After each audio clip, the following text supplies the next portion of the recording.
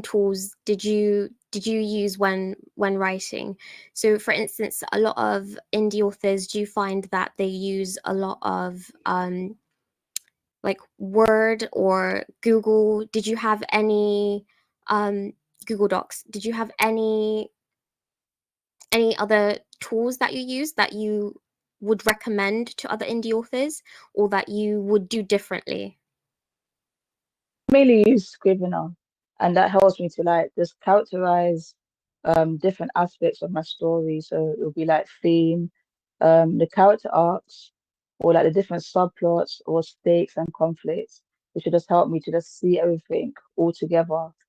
And yes, just Scrivener, um, Microsoft Word was very plain, but alongside Scrivener, I have like a phone notepad.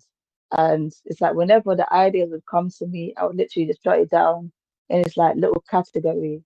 And then that would like help me to, when it's time to like sit down and write, to be able to like just focus on one aspect and be able to like expand on that.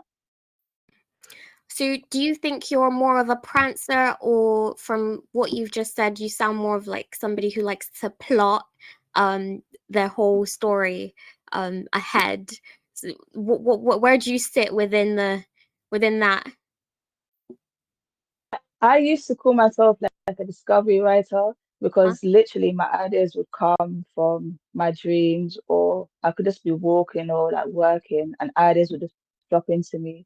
But then as I've gotten better at trying to refine my craft, it's like I've started to shift a lot more to plotting, like just certain aspects, just enough that I have the main framework, and then I allow literally anything to just work its way through the story. And a lot of the times I find that it does help with seeing the story on a macro level. And then when it's time to like write down the story word for word, then that's when like the discovery part just takes over. I've never heard of that method, discovery writer.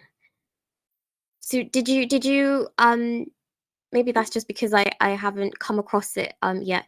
How did you come across that discovery writing? Or is it just something that evolved in the way that the ideas just flow to you, and then it's just the way that it is? Yeah, I remember when I was like just surfing the internet, trying to like develop my writing, because I started off being one that did trial and error to help me Mm. translate the images in my mind to words. I would just be like searching the internet, trying to find a more technical term for what I was doing.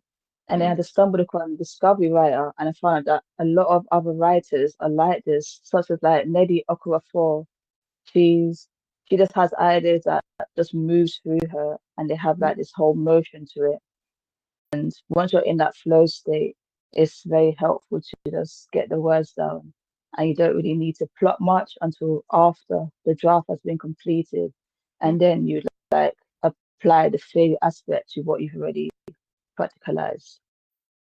So, how would you so once you've got all your things plotted down, and you've got all your ideas together, did you ever use any critique partners, or anybody to have a second pair of eyes on it before you took it into editing? Yeah, I utilize somebody that I know in the community called Michelle Asantiwa. She's an editor, and she also has her own business called Ways Wide Words, I think is how it's pronounced. And I would utilize her services to help me um, just see my story from a different perspective and aspects that I needed to work on, because I still like refining my craft at that time. Now that it's been published, is there anything that you would do differently?